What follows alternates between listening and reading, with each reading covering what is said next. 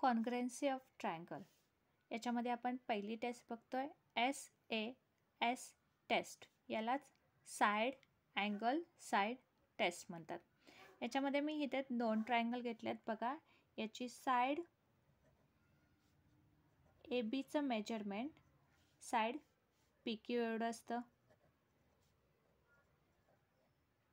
Side BCचं measurement side QR एवढं असतं. BC is equal to side QR.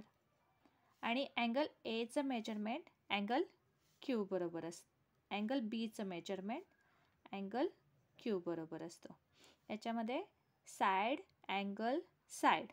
मग याच्यावरून आपण असं लिहू शकतो triangle ABC congruence to triangle PQR by SAS test. Okay, पहिली टेस्ट ही आपली झाली. आता आपण दुसरी टेस्ट बघतोय.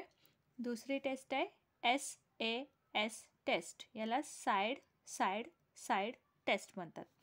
याच्यामध्ये बघा या 2 ट्रायंगल्समध्ये साईड PQचं मेजरमेंट LM एवढं असतं. साईड LM एवढं असतं. साईड QRचं PRचं मेजरमेंट LN एवढं असतं.